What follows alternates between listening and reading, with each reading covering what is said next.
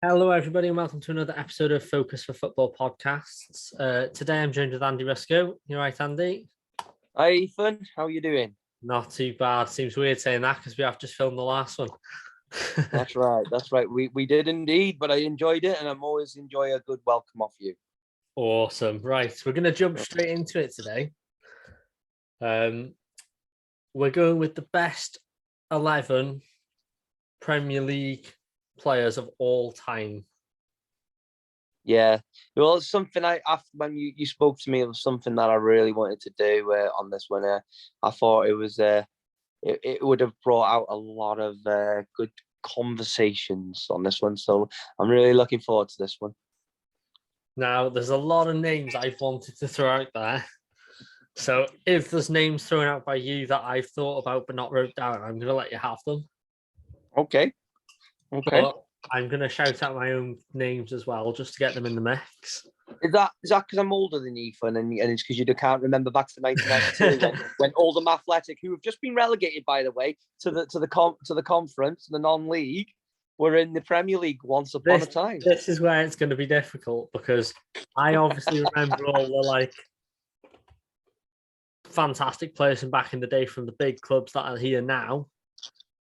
Whereas some of the other lads that are from smaller clubs that used to be big, I've probably missed out. Ooh, was that a dig at Oldham? So, maybe. So it'll be interesting, but we'll give it a go. I just want to put it out there, though. I hope one day see Oldham back up there. You know, they don't deserve to be where they're at. So, a fantastic club, and they were great. You know, through their development centre with my son Kyron. So, hopefully, they'll be back to where they deserve to be soon. Hopefully. Have you seen that? Is it Bury Town? Oh, Bury. Yeah, my mate Jack Atkinson plays them in goal. Jack, we were at Staten Town together last year. Good lad, but they just got promoted, if I'm right, from one of the North West Counties League. I'm not sure they're on that same one. They lost the club, didn't they? The Bury's just been reformed. That's when Jack's just been playing for them. Buying the club for him, hasn't he? That's it. He had some issues with Gig Lane. But yeah, I don't know the ins and outs, what's going on there. I just know that they've been reformed and they've won something this year. Can't quote. I only see off Jack's Twitter and Facebook because I know he's having an amazing time. Good to see a local lad playing in goal doing so well with his football. Great again. He coached Kyron through the last year. Fantastic goalkeeper coach, good lad, and great mentality. He'd be great to get on here one day. Maybe that's a future call up. Yes, possibly. Right. We'll jump in straight away. Should we start up front or start in goal? Well, first, before we go into that, name 3 of the worst ever Premier League players, Ethan. And I'm throwing this one out on you now. So I'm turning the tables here, old pal. Name the 3 worst players, okay, that you think of Premier League all time. I'm going to alter your question slightly and go current players because I can't think about that. Yeah. Okay, go on. I would throw Harry Maguire in there. Harry Maguire, okay, yeah. I think for the money, he's a joke, isn't he? He's not having a good time, the old lad, is he? No.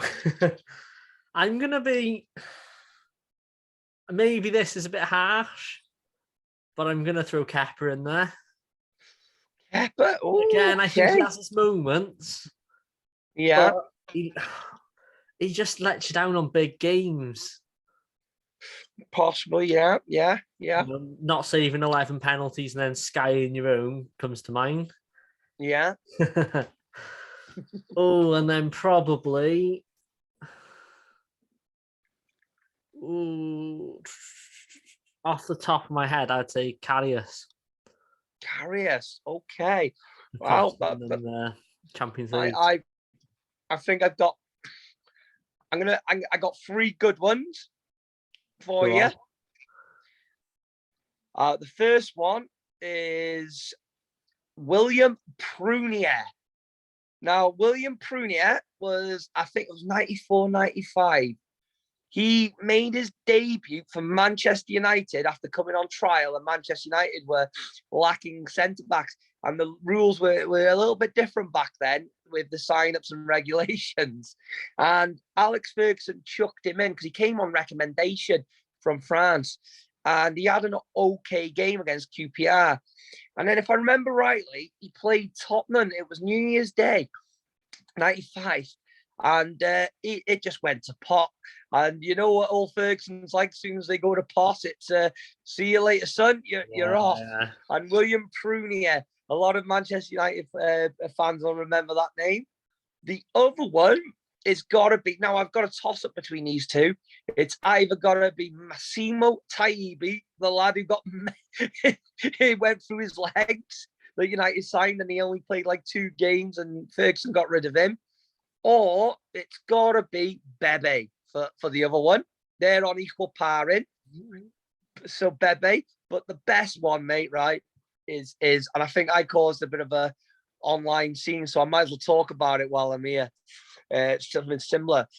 A guy called Charlie McMillan. So I'm getting to the story in a minute. Got hold of me on Twitter. Good lad. I still can't talk with him.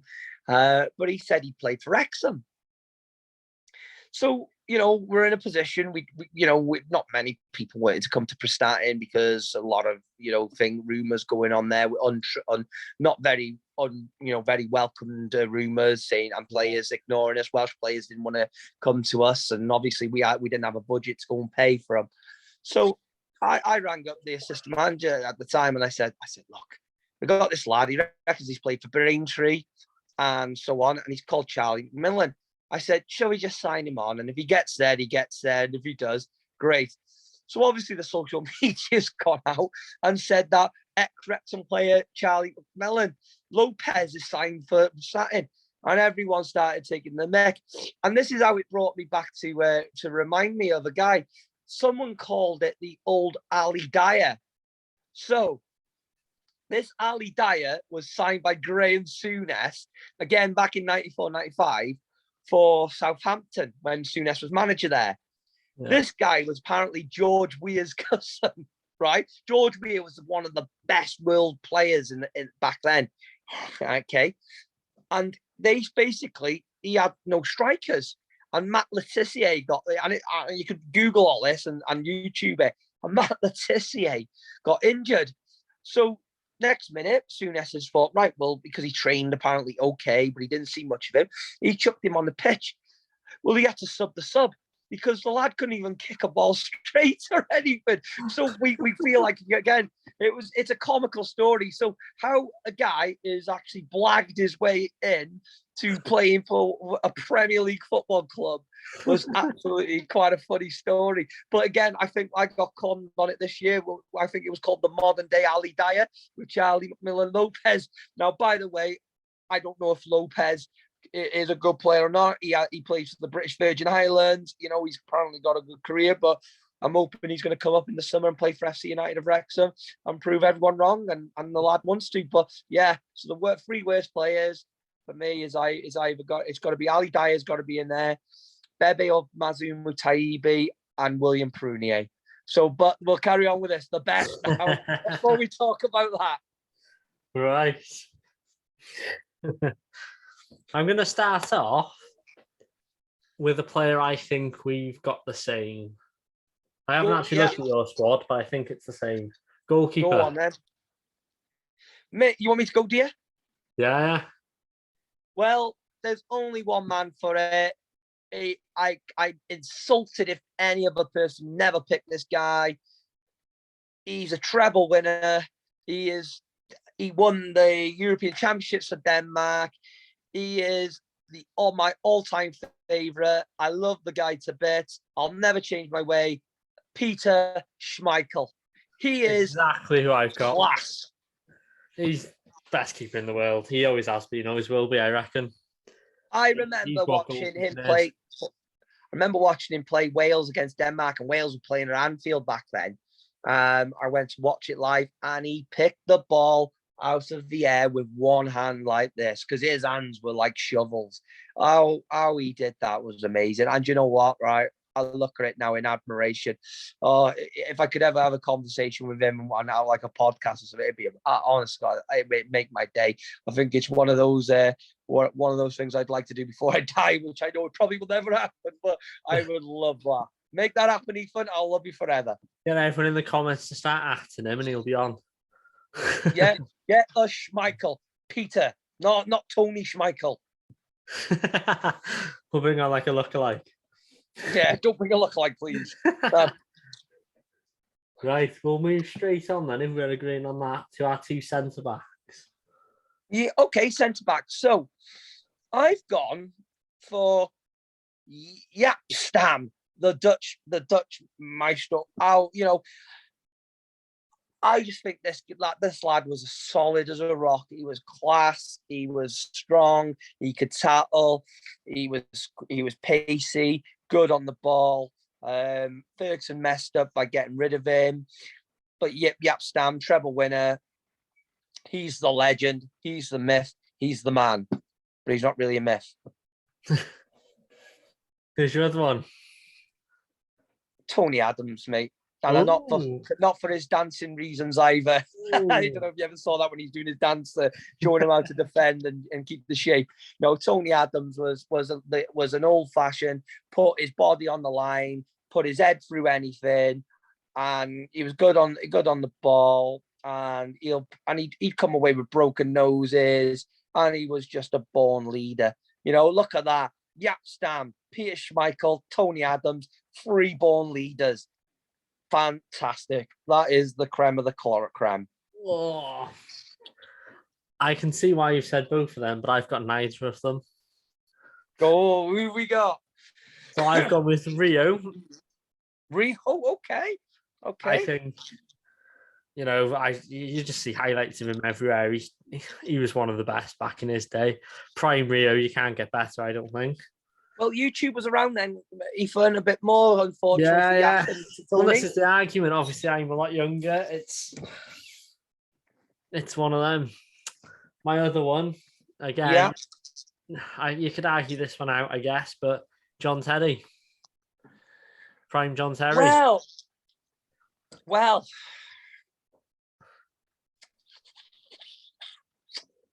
I'll go with what we'll do then. Let's go for a one-on-one on this one. Yeah, John Terry puts his body on the line, wins the ball. I'll tell you what I'll do. You give me Yip Yap. You can have John. Sounds good. Yes, that's how you spell it.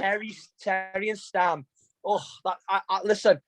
I'm sitting here and I'm excited. I would love to have seen that. Oof. No one's getting past that line. Yep, Stam. Right, I've actually seen your right back because I remember what you put. It was a difficult one for me, this one, because I don't the player I would automatically always gravitate to. I did not think he is good enough. He was a good player he's an average. He was a good player with a good motivator in Alex Ferguson, and he was in a. How can I put it? He had good players around him, and I think that would go. That's what made him probably the career he's got now. So yeah, usually I would gravitate to Gary Neville, but I don't want him. I don't think he was any better than this man. I think he's done fantastic. I think he fits the style of defense that I want. He's tall, he's strong, he's quick. He's good on the ball. He plays in one of the best teams in the world. And Kyle Walker for me is just that man. That's interesting because I have also gone for a more modern player. Go on. I genuinely can't think of a better right back that there's ever been than Trent. I think the kid's got it all. He's so young and he's just got everything. Okay, before we make that decision then, okay, Trent, let's talk the left back and let's see if we can come to a bit of a 50-50 equal pairing on this. We'll come back to that one. Left back. I've gone for a guy who won the Premier League in 94, 95. I think he was underrated. I think he was absolute class. Now, again, I would have naturally gravitated to probably Dennis Irwin, naturally, because what a free kick to pay pounds to take a free kick player. But this guy, I think he was just class. And I think I fell in awe with him when he decided to have a fight with David Batty. And for me, he should have played. He should have played more games for England. I don't know why he didn't. But Graham Lasseau, fantastic player, and I think he has good energy. He could ping a ball, and I think modern day wise, Graham would be right up there still now to this day. So that's why I thought let's have a think about with the left backs before we decide the right backs. And I think personally, because I've gone for Kyle Walker, who is a potentially could get turned a little bit easier in comparison to Trent. I'll give you Trent. You give me Lasseau.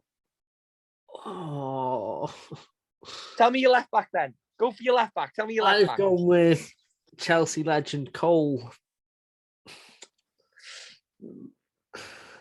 I would with Kyle then. And I'm a massive fan of Cole, so it's like, oh, you got to give me Kyle then. I'll give you Kyle if I can have Cole in there. Go on then. If I remember rightly, Graham Lasseau actually played for Chelsea at one point. Yeah. So you're really going against your morals, eh? I'm being honest. In my eye, I've gone with who I would want to see play. If they could come back and play now, who would I want? Oh, that's fine. So again, we might as well talk about it because we talked about a back four there. So we're coming to the midfielders, but I've gone with a midfield three to a strike force three as well. All right. Ooh, so I've gone for a midfield 4 with a front 2. Okay, well, this is going to be interesting. I might as well fire off my midfield 3. Yeah. And then we'll talk about the midfield 4. So my midfield 3 would be, because I would have loved to have seen these 3 together. And again, oh, by the way, Graham Lasseau was a leader as well, and Kyle Walker's a leader, by the way. So there's something coming out of a common pattern in my how I structure my teams. I would have gone for the midfield 3, Paul Scholes, Roy Keane, and Patrick Vieira. Ooh. And I would have loved to have seen that 3 with maybe Paul Scholes. So something came out because everyone says that, when in the England heyday when they probably should have won something, there was 3 great midfielders, and they should have been, and that was Paul Scholes, Frank Lampard, Steven Gerrard. Okay. Yeah. And they always went with Gerrard and Lampard, and because back then they wouldn't change formations to an extent, but yet you see Southgate now, we put screeners in and stuff like that. Yeah. Scholes would always be in an England squad in modern England squads. Okay. Yeah. Now you've got 2 great leaders, Vieira and Keane there. So take that into consideration, what we're talking about, okay? Yeah. Scholes, so Vieira, Keane, great leaders, great warriors, could be similar, but they do have many differences as well. Roy Keane, I'm talking pre-99 Keane, I'm talking about. 1999. Yeah. Where he makes them forward runs. Okay? From Paul Scholes playing them balls and Vieira being that more finesse, but also tough tackler and strong presence.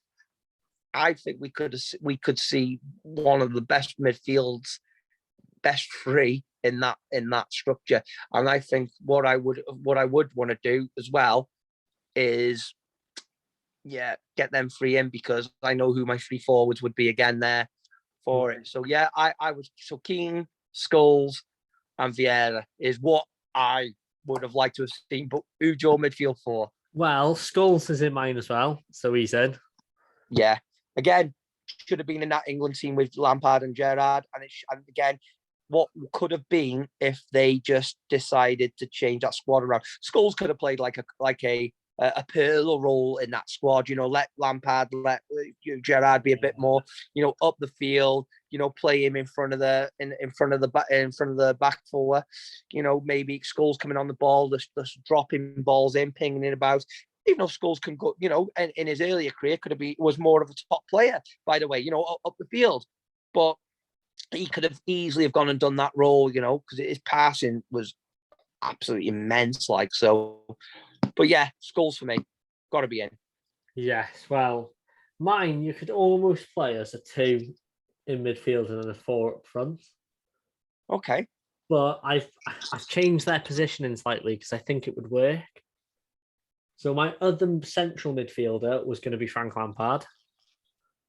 Yeah. Okay. So it sounds very thingy to what would go an England lineup. Yeah. And the reason I was going that way was his passing. I think he's got he can pick a pass from anywhere. I do agree. My slightly out of position. Well, one of them's out of position. I've got Giggs on the left midfield. Yeah. I just consistent. See him play. And then he's slightly out of position. I would have gone Shearer on the right. Oh, okay. All right. Okay. That would have been my 4. Let's go talk forwards. Let's get to the bottom of that then. Let's come back to the midfield, because we know Scholes is a dead cert there, isn't he? Yeah. Yeah. So with my front 3 was Shearer in the central position. Okay. Ruud van Nistelrooy and Cristiano Ronaldo. And with Ronaldo Ruud van Nistelrooy and Cristiano. Ruud van Nistelrooy would be more on the wider areas, okay? Cristiano on that left wider flank. All right, because he can use both feet, and he's good at he's played in them roles previously. Ruud van Nistelrooy on that right hand side, and Ruud was a player that would come back into the midfield, pick the ball up, run at someone. The tape's on there. It takes on 4 players. He's created a goal. He scored his goal. He's one of the best strikers that should have gone on to be even more than what he was. Okay, but again, Ferguson, I think, messed up there. But that was apparently because Ronaldo and Nistelrooy couldn't play in the same team, because Ronaldo back then was a little bit selfish and held onto the ball. And I think Ferguson made the wrong decision by getting rid of Nistelrooy because of that conflict of interest, which is apparently, rumoured, I think if they would have had another season together, I think they could have that would have developed into a better relationship and understanding. I think Ronaldo away from Nistelrooy, but Shearer possibly playing like a Harry Kane kind of England role, coming in and picking it up. But again, Shearer would score goals all day. So, Shearer is definitely in there. Shearer's in there. We've both got him. But who's your strikers? I haven't got any of the ones you said. So I've gone Drogba. And then Thierry Henry. Thierry Henry, wow. Thierry Henry. Drogba's no go for me. Thierry Henry, what a legend. What a legend. Do you know what? I forgot about Thierry Henry. Call him Thierry, shall we? I forgot about him. And do you know what? But you're taught... You taught...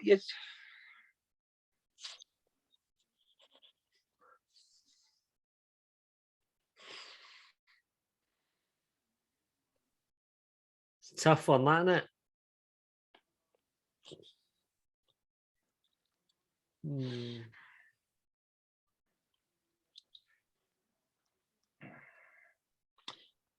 Your Walker and Cole can get up and down, don't they? Yeah. I think you've got to choose your formation here. I'll let you choose a formation, and then we'll make the adjustments. If we go, I'm happy to go 4-3-3. Ronaldo then, left hand side. Okay, yeah. Okay.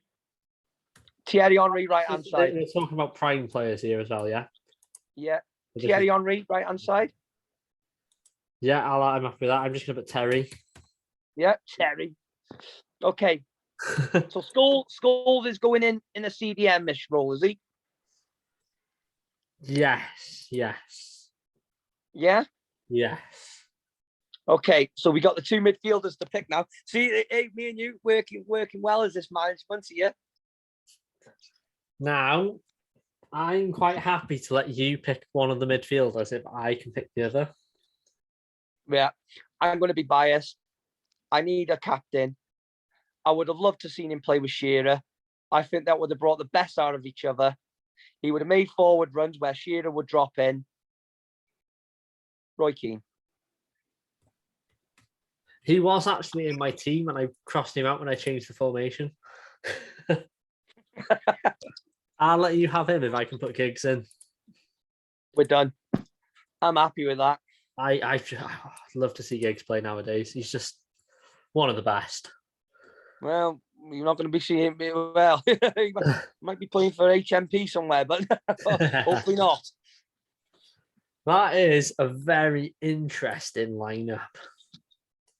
We better put Thierry Henry's name to Henry because it looks like we've got John Terry up front.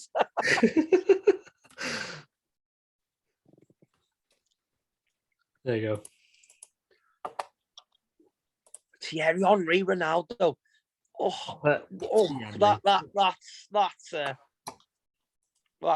That's. Which Ronaldo are we talking here? Well, Cristiano, because Louis Ronaldo never played in the English Premier League. I'm going to put CR7 so people don't get confused. Yeah. Right, so I'm happy with that. I thought that old Ronaldo used to cheat anyway, and him and Giggs could coincide. Yeah, true. So look, that to me, you could almost, providing they were winning games, sort of go to that sort of formation. Quite possibly. You'd probably want to, because he uses both feet, put Terry Henry with Shearer rather than Cristiano. You could do that effectively because it's quite interchangeable, that team as well. Yeah.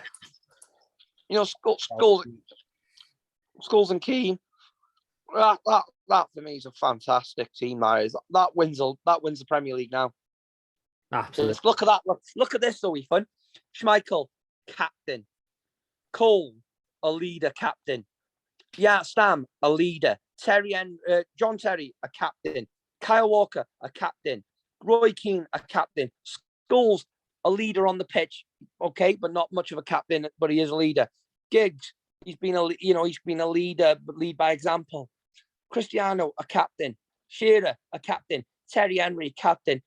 Imagine that team today. That's just quality. That team. There's some fire in that team. Again, the only player that I'm missing there is probably Vieira. You know, but we've given him a miss, and we on this one. That's unfortunate. He hasn't made the team. Manager then. Oof. Who did I even put? Hang on. Ooh.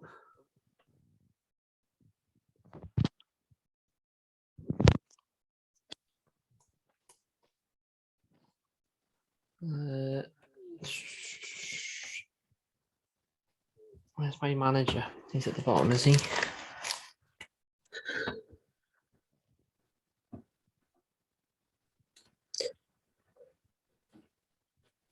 I've gone with Sever-Goran Eriksson. Sven-Goran Eriksson, yeah? Yeah. I'll be honest, this was a difficult one for me. Yeah. Because obviously I'm not from then, so I don't really know the manager styles that well. I've got to disagree with you because I know, especially even looking at that team now, there's only one manager for that team. and that's Alex Ferguson. He's probably the only gentleman, Sir Alex Ferguson. He's the only gentleman that could manage them personalities. I had a feeling you would say that, and I'm not arguing that. So. You know, I think Jurgen Keane couldn't put Jurgen Klopp as much as I love Klopp, because I think Terry Henry would like him, but Roy Keane and Paul Scholes would just look at him like he's some weirdo. Yeah. You know, Pep Guardiola would struggle because I don't think they would play the tiki-tac style that he would like, and that, like, let's invite pressure, because that team wants to get in your face and you know, get at teams. Yeah. Arsene Wenger could manage that. Jose Mourinho would be too negative for it. There's only one man. Kevin Keegan might have done all right with that team, or Kenny Dalglish would have done all right with that team. Yeah. But for me, there's only one man, and that man is Sir Alex Ferguson, and I don't think we'll ever be able to change that. I'm not arguing that. I think he's one of the world's best managers. Yeah. Right. I'm happy with that. Same as last time, just so those who are listening and not watching the video can hear the final team. We've got Schmeichel in goal, Walker right back, John Terry centre back, Yip Yap centre back, Chelsea's Scholes left back. We've got Keane and Scholes in the midfield. You could change this up, but we've put Ronaldo right wing, Giggs on the left wing, Thierry on Henry and Shearer up front, and Alex Ferguson as the manager. While we're here, Ethan, yeah, let's look at that team and look how many British players are in that team in comparison to what we would look at our team, what we've just done on the previous show. Absolutely. Let's you know, you've got John Terry, Kyle Walker, Ashley Cole, Paul Scholes. You know, let's put Keane in that mix, even though he is Irish. I hope I don't offend the Republic of Irish people there. You know, you got Ryan Giggs, you know, Alan Shearer. You know, you've got John Thierry Henry, French. So that's one. Ronaldo, Portuguese, 2. Jaap Stam, hot Dutch, 3. You know, Schmeichel, Danish, 4. You know, that's look at that team, 4. Can you get up the previous team that we just done previously of the modern this season? I can't get it up on this one because I closed it. You can, but if we looked at that, if I remember rightly, we would probably not have as many English players in there. No, nowhere near. So what does that give you a reflection on in current standings? Now, that team, I think, would beat a lot of teams this modern day. Okay, that would be up in the top 3, that team there. What does that say to you about what's happening to British football here? Money at that top level? It could say the game's evolved. Nowadays, teams can go wherever they want to buy players. I think back then, we should take your homegrown players and you use them. But the system obviously worked probably a lot better, because if we did this and said the world's greatest 11 in that era, I think a lot of them players would still be there. Yeah. So I think there's maybe a debate there for future podcasts to reflect on. Yeah, definitely. Right. Well, I'm happy with that team. Yeah, me too. Thank you very much, sir. We will say to the comments if anyone has any players they think we should have swapped or missed. Mention in the comments who you would swap for who. Other than that, thank you very much for watching, and we'll catch you next time. Thank you for coming on, Andy. Thank you very much, Ethan. Take care, mate. See you soon. See you soon, my mate. Bye-bye. Yeah. Good night. God bless.